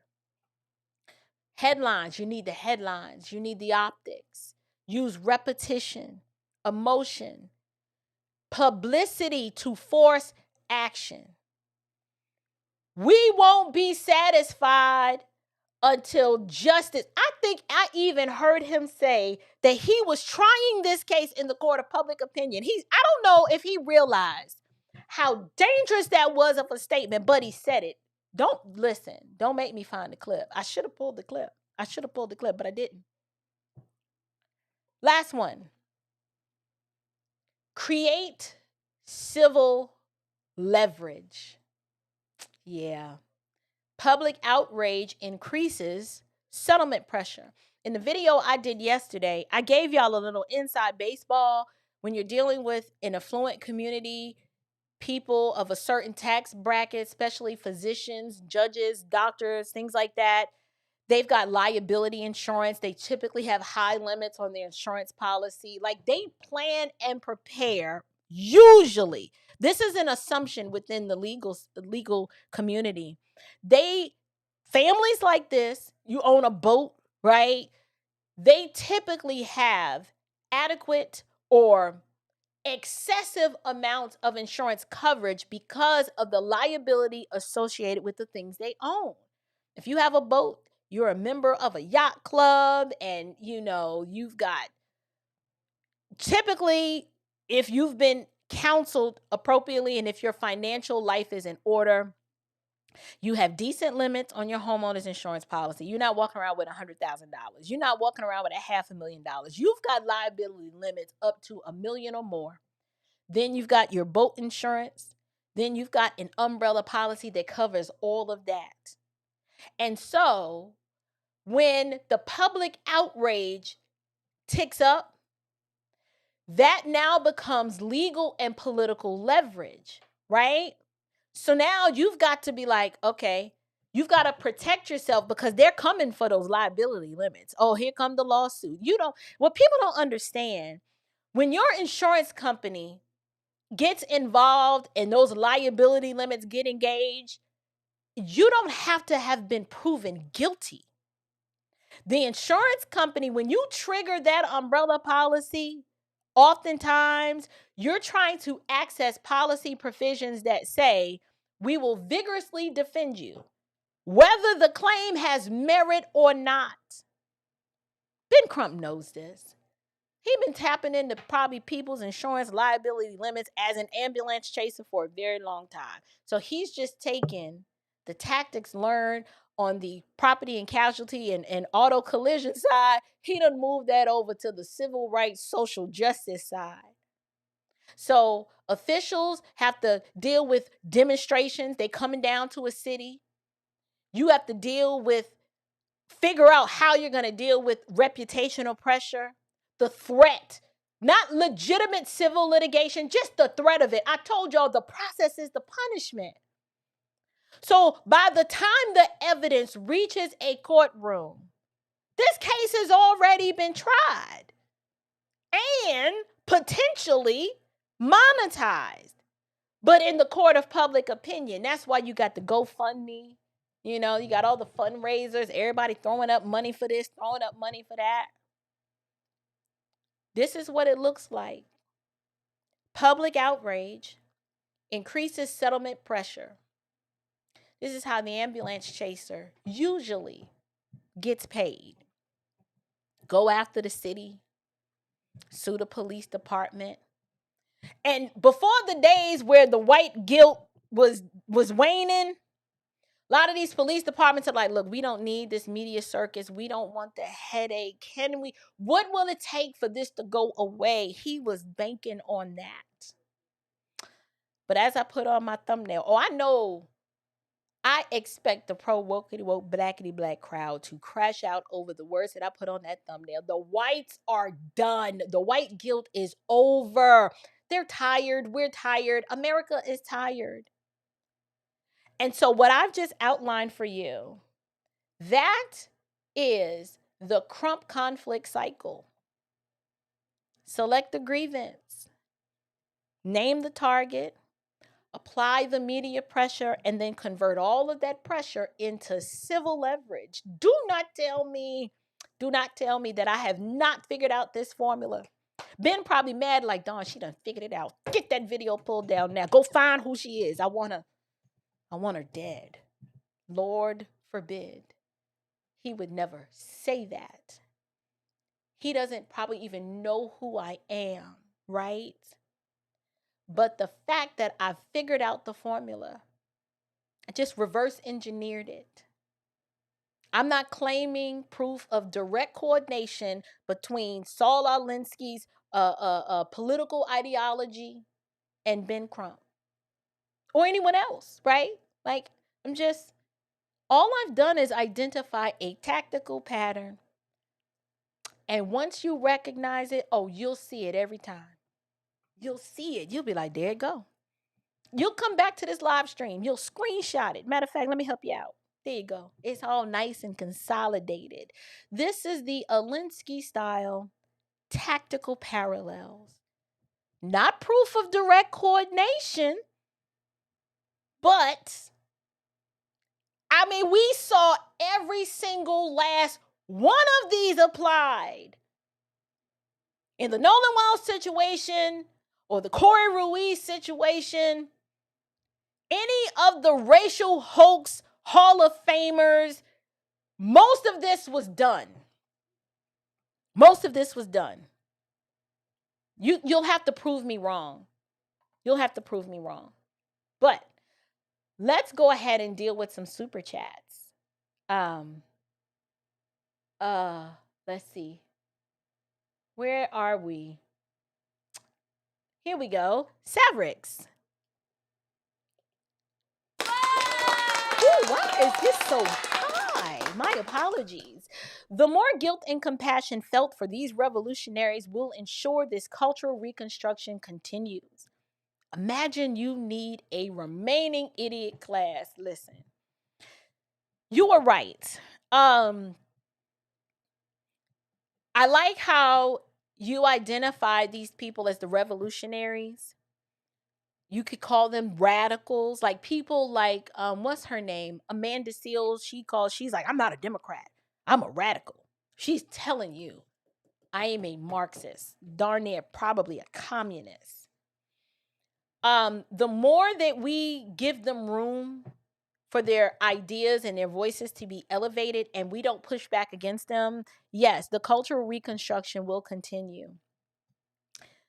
I don't see how at this point, with all that we can see with observable reality, the tactics and the antics and just the clownery from Ben Crump and his ilk, how any family can align themselves and be baited, coerced, or enticed by their own lust to stand with him at a podium, and be a party to his wicked deeds. Unless you're just like him. That's my opinion. You don't have to like it, but it doesn't make it any less true. Michael Armstrong said Willie D was willfully turned. Oh, yeah. Look, I'm sure he'll probably, if he hasn't already, do a reaction to something I said. He's so far gone. All outside of the light of Christ being shown to the inner deep recesses of his soul, and the gospel penetrates through, he's just going to be dead in his sin and his trespasses.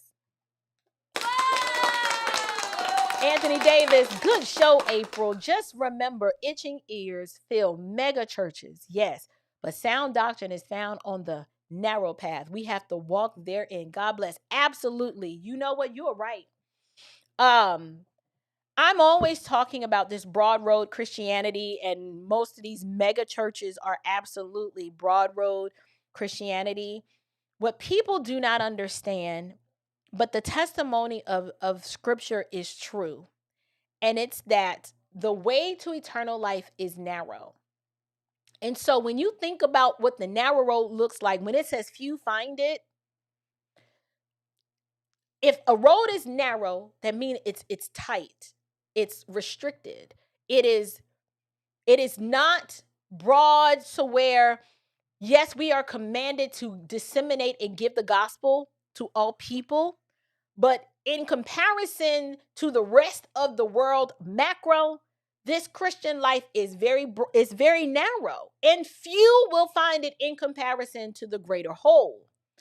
And so I appreciate you bringing that reminder to us, because even in mega churches and small churches alike, the wheat and the tares grow together. The goats and the sheep are worshiping together. Everybody in your local church fellowship is not a sheep. Some are goats. And those that persevere to the end will be saved. I'll say that. Dante, thank you so much for this super chat. Hey, Dante, Miss April, the algorithm brought me to your channel. Look at the algorithm working. Yes. I don't always agree with you, but I love hearing your thoughts on an issue regardless. I don't need an echo chamber. Thank you for keeping it real. See, this my kind of black folk, right? See, there used to be a time when politics wasn't so divisive, and it was more so common sense. Like, you were just like, look, I like low taxes, and you like, I don't mind paying a little more. Then you had those that were like, I like small government, and you had some that be like, I'm okay with some social programs. And then politics got crazy. All of the freak, nasty, diddy-crat, sexual perversion stuff came in, and then just regular people couldn't even be friends no more, because if you dared say, listen, I don't want my daughter sharing a bathroom with a hairy, hard-legged man. Like, I don't want that. Now you're a problem. You're homophobic. You've got trans issues because you like, wait, what? Like, I just don't want him in the bathroom. Or if you say, listen, you're an adult. If you want to get down with the same gender, fine. But can you keep it to yourself and not like force that on everybody else? If you say that, now all of a sudden they're like, oh, you far right, you a conservative. You're like, wait, what? Like, how did we get here? I didn't know I was anything. I just said I'd prefer you keep your sexual proclivities to yourself in polite company. Why? Because nobody needs to know that. Like, when did that become normal that you lead with, hey, I'm April and I sleep with women, or I'm Tom and I sleep with men? Like, nobody does that. That's not normal. Okay, let me rephrase that. That is common, but it's not normal. Just because it's common and has become normalized doesn't make it normal. So when people come in my chat like Dante and I could probably sit, have a margarita, go back and forth with the things that we differ on, and finally realize to be like, you know what? There's a whole lot more that we agree with. But even if we do disagree, like, Dante, tell me this. You're Generation X, aren't you? Dante's probably a Gen Xer. He's from, if I'm correct, we're from the same generation where, like, we don't even remember talking about this stuff. We were just normal. We were just regular. Like, you didn't determine your friend group based on who they voted for. I remember, I'm telling my age, but I was a kid, so it still makes me feel kind of young. I remember the election when Michael Dukakis and George Bush were running. And there were people in our church. I remember coming to youth fellowship on a Thursday night, Black Baptist church, and you had some people who were diehard Michael Dukakis, and you had people who were diehard George Bush, and nobody was fighting. Nobody was fighting. We as young people didn't know who was good and who was it. Michael Dukakis and George Bush. Is that the right election? Y'all help me out. I think so.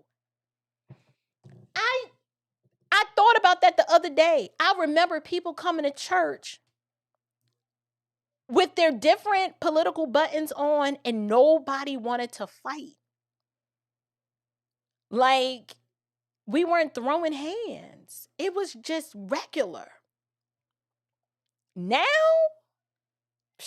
Lord have mercy. Let me put a MAGA hat on. I mean, I ain't scared of y'all. If I want to, I will. But you literally have to think twice. Like, are you choosing death today or life today? If you're Black and want to wear a MAGA hat. Forget the fact that you're like, wait a minute. You don't even know what this hat means for me.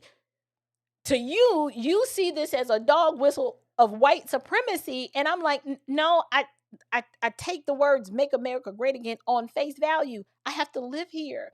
This is the country of my birth, the nation of origin for me. My kids were born here. Why would I be dedicated to its demise and I have to live here? I mean, do you have another suggestion? Where are we going?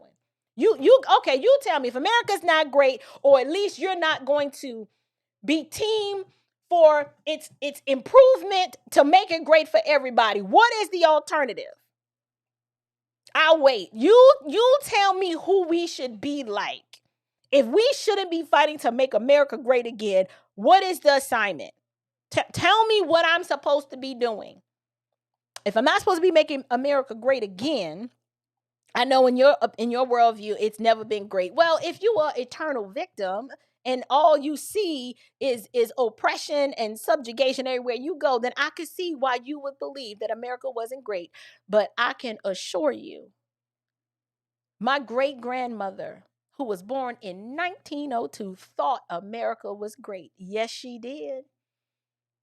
At the short little stature of 4'11", my great-grandmother migrated from rural Virginia up to New York City and carved out a way for herself and her child after being a widow.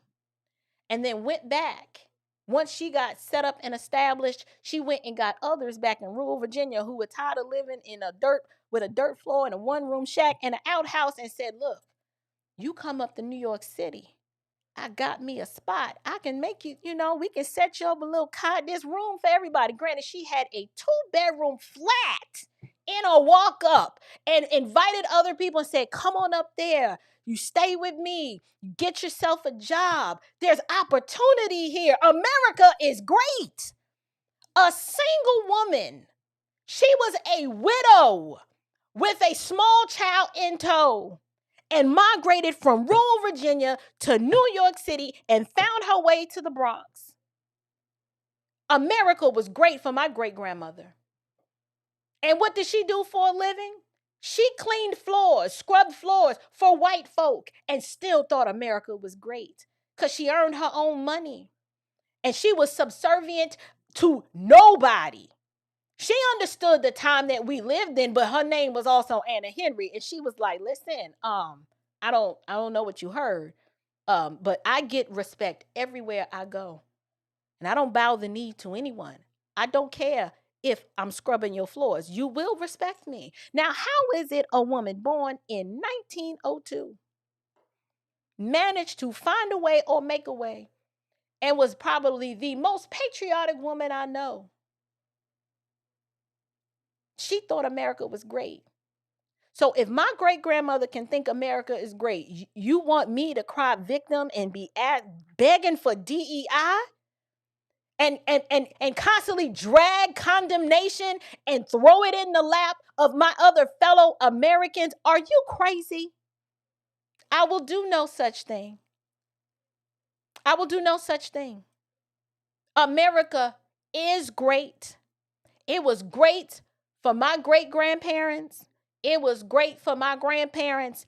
It was great for my parents, and it's great for me. And I'm trying to preserve this here republic to the best way I can, using my voice, because I'm sick of the freak nasty Democrats and these ideological Marxist nut jobs trying to destroy the country that my ancestors helped build. Yes, they did. So you don't have to like it. You don't have to agree with me. But I refuse to submit myself to your ideological victimhood, because there are no victims here. Through hard work and the sweat of my brow, me and my husband are building a life for our family, and we don't want your handouts. Everybody in this house works. Why? Because we're Christians. We have a healthy doctrine of work. And we work together as a family as unto the Lord. And whether we have plenty or lack, we are grateful. That is the message that I wish so many of my brothers and sisters and kinsmen according to the flesh would grab hold of that message. Let go of the victimhood. For once, learn to forgive. Nobody's done anything to you. You are walking around with grievance that belongs to somebody else. How do you live a life of freedom and prosperity as an eternal victim, living a narrative and a story that's not even yours? No one's doing anything to you. You are what you are. You have what you have because of your own life choices and you failing to take accountability for what you do or don't do. So, I offered to do a Q&A. I said I would. Let me see. Let me get these other super chats. My friend Lamont, how are you, sir? Thank you for being the other co-sponsor of tonight's live stream. Flag on the play. Flag on the play. This Friday night. So good to see you. Thank you so much for stopping by and for supporting the channel and for showing up for me like you do. I don't know if you are not a moderator, because you should be by now.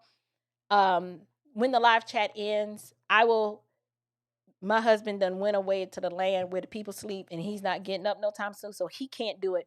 But I will do it. I will give you a wrench. I can't tell if you have a wrench or not. I don't think you do. But you should have a wrench for sure. Let me make sure to issue your wrench. I don't know what I was thinking. My bad, friend. Let's see. Smetty is back. Hey, girl. She said yes, because those buttons were everything with a jean jacket. No fighting. You are on fire tonight.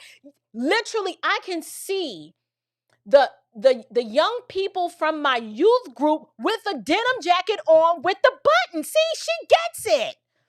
It was just normal. I do not remember. Y'all, I hate to tell it, but when Ronald Reagan ran for president, I'm assuming it had to have been the second time, because I was in kindergarten. And I was like, I loved Ronald Reagan. Like, everybody in our class loved Ronald Reagan. I went to school with a bunch of blacks and Puerto Ricans. Like, we loved Ronald Reagan. I was not taught to hate or dislike or to shun people based on political ideology. That is new. That is a new phenomenon, and I hate it because it's divided families. Like, it was bad before COVID, but once COVID came, you can forget it. The family reunion. It was, you got the shot, you didn't get the shot. And if you ain't get the shot, you can't sit with us. Well, look, y'all are shedding anyway. I don't want to come. Trust me. I don't want to be around. Y'all always sick. Your immune system's jacked up anyway. And so many of them still won't apologize.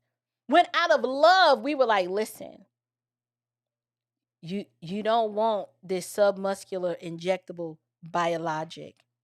It's got some components in it. This spike protein is, you're going to have a whole bunch of problems. Here's a study. I know you have issues with my politics, but would you at least read this white paper? Read this study. Listen to this and then make your decision. You think they wanted to listen to us? Oh, no. We were shunned. And it's amazing because all these years later, some of them still wearing masks. And okay, that's a show for a different moment. That's a different time. Okay, I'll leave it alone. Okay, I already read that. Oh, my host demonetized. Chapman, God Almighty, I caught alive again. Look at your handling another great stream. May God keep you, Mr. Robert, and the kiddos covered, and don't get me in trouble. Deuces. No, you're good. Thank you so much. I love when you stop by. I always know the church folk gonna have a problem when I read your channel's name, but y'all, that's the name of his YouTube handle. All my hoes demonetized. So essentially what he's saying, listen, I'm not out here spending money and taking care of none of y'all, okay? That those days are over. So don't even come here. I'm assuming that's what you mean, because when I read it, that's how I interpret it. Sometimes you just got to let them know out the rip, and just, that's how you weed folks out. All my hoes demonetized. I love it. It's okay. I don't take myself too serious. I'm not offended. Keep speaking that truth. We need more voices. Thank you so much. Shout out to Phantom 96 Aggie. I appreciate you. Thank you for stopping by tonight. Y'all, we're about to hit the 2-hour mark. And I didn't eat dinner. We've reached a milestone in my family where my oldest is about to be well, he's driving, he has a permit, but we're probably going to take him to get his driver's test like next week. And so every time we have to leave the house, the rule is we need to let him drive. So today was my turn to let him drive us to the pop shelf. All the other kids wanted to go to pop shelf. Y'all, I was okay. Terrified is probably a little dramotional. I was nervous. Okay, I was nervous. Like, I had pockets when I was okay. Then I had other times when I was like, my anxiety was just on 10. My mama is about to be 83 years old, and she is still not comfortable with the idea of me driving. And I never understood it. I said, why are you so paranoid? Lady, your brakes over there don't work. You holding on like this, you're stressing yourself out. I'm that lady. I'm her now. Okay, y'all, my foot, I thought I had a gas and a brake pedal over here. I'm holding on to the thing. Usually when I'm in a car, I use that time to multitask, to get stuff done on my phone. Y'all, the phone's screen was locked. Okay, I didn't want to see nothing, look at nothing, scroll at nothing. I said, Lord, just get us there safe and get us back home. And the kids were so comfortable and confident, and I'm like, how are y'all not afraid? But I couldn't show fear. So like, my husband was like, he's helicopter dad, so he's like, make sure you pay attention, make sure the car's not too loud, be quiet. Like, he's giving us all the rules, and I'm like, we got this, honey. Listen, I got in that car, I was like, Lord Jesus. I said, when did he turn 18? Like, he should have had his license 2 years ago, but he just wasn't interested in driving. And now it's not him, it's me. It's us. This boy has been driving for months, and I'm still like, I'm just not there. What is it going to take for parents to let go and be okay that their kid can do it? Because I'm not there. In my mind, he's still 5. And so he did a really good job. I mean, there was this like one moment where I said, son, you weren't focused. Like, the car came up in your blind spot. And I thought, my life flashed before me. He was like, well, you were making me nervous because you was like screaming so loud. And I was like, because the car was coming. He said, well, you were just sending me mixed signals. So I was like, okay, I'm sorry. Let's relax. Y'all ain't gonna never be okay. The thought of that boy driving with his siblings in the car, I'm like, everything I love is in one car. It's for y'all. I don't know. I got to learn to relax and let go. But for all the times, Mom, that I was driving and multitasking and sending a text, and you was over there having your 80th heart attack, I'm sorry. I'm so sorry. I didn't know the level of anxiety and trauma that I was putting you through. But I had a little glimpse of that today, and for that, forgive me. My mom right now has dementia, and she is not the same woman that we know. But if she could hear me and understand, I really mean that from the bottom of my heart. That boy about darn near stressed me all the way out, okay? Father, If y'all got teen, I know a lot of parents that I can't wait for y'all to stop driving. I am not that mama. I'm like, ooh, there's a mosquito in here. Did y'all see that? He almost lost his life. He about to die soon because he already got 3 over here, and then one bit my mama in the face today. I do. I need all the prayers. Okay, listen. I don't even believe in Mary interceding, but I'm like, Lord, if she could, Lord, please let it be unto her too. That's how serious it is. Anyway. Just pay for lessons. I can't be in the passenger seat. I thought about that. I did. But I don't know. I think I'm just, I give him too many instructions and too many things to remember at the same time. And then me and my husband have a different philosophy on teaching him how to navigate the city. Like, my husband is a GPS person. I'm like, no, you need to know these roads. You need a map. And he's like, a map. I'm like, yes. I learned I can get anywhere in this city. Metro Atlanta. If you live here in Atlanta, you know how expansive this city is. I can get from here to Alpharetta, here to Marietta, here to Locust Grove, I know how to get anywhere in this darn Metro Atlanta and beyond without ever getting on the highway. My dad taught me that. So the whole interstate system, 85, 75, even numbers, north and south, odd numbers. 3-digit odd numbers is a loop. 2-digit even numbers is east and west. Like I know that. But because I used to study maps, if you can't get on the highway, and you tell me where you want to go, I can pretty much tell you how to get there because I just know where everything is. And so my son is like, well, why can't I just put it in the phone? I'm like, well, what happens if your phone dies? What happens if you don't get a signal? Like inadvertently, AT&T just cuts off your phone service like they did our internet. Like you just never know. And so they don't really have like maps like that you could just pick up somewhere. So we tried to find something on the internet and it just wasn't the same. I was like, this is horrible. I was trying and he was like, Mom, this is not helping me. I said, okay, we'll get a paper map. We're going to lay it out on the floor one day and we're going to map out the roads. I said, you need to know state routes and you need to know interstates and highways. And he's like, why? Because I said so. That's it. It's the only reason. Because I said so. I was like, you cannot rely on technology. Is great. I am a techie. But sometimes you need a good old-fashioned map. I'm just old. Anyway, somebody said they had a question. Ginger and Juice. Have you seen the documentary where they played music from the dementia patient's youth? Nonverbals began speaking, and some of their memories came back. Girl, no, I've never heard of that. Really? It's funny because my mother recently failed her cognitive test, and we knew she would. Hold on.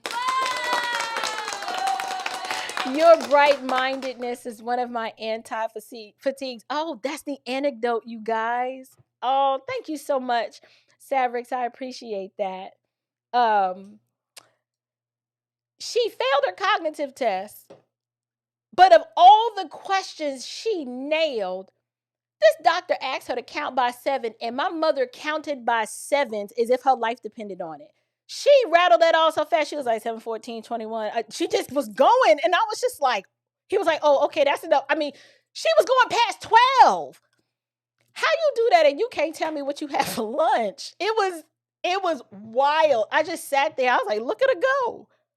She knew her 7 times table, but she could not rattle off 3 objects that he asked her to identify in sequence. He asked her to identify the red trash can, the pink cup, and the silver towel dispenser. And she struggled. She couldn't do it. Eventually, she came back. She was like, it's that red trash can, then the pink cup, and then something else. But them 7 times tables, she know them better than I do. Because after about 35, I'd be like, you know what I'm saying? I'm like, wait, 7, 14, 21. She knew them better than I did. So please keep my mother lifted up in your prayers, you guys. That is a constant challenge for us that we are working through. I don't wish dementia or cognitive decline on anybody. It is a very painful disease. So, all right, you guys, we got to go. It's 10:35. I'm hungry. My lips are dry. They're starting to stick together like that. It means it's over. It's time to go. So, Lord willing, tomorrow I will be meeting with our Senate candidate, Mike Collins, having dinner with him and some other individuals. I'll have lots of questions for him because we need him to defeat Senator Ossoff, the Marxist that's currently in place. So I will be wielding my social media influencer skill set tomorrow evening. So I don't believe I'll be able to go live, but I'll take lots of pictures, maybe do some interviews, and then I'll share that with you guys when I get back, if I'm able. But until next time, you guys, stand firm, stay bold, and above all else, stay unshakable. Grace and peace.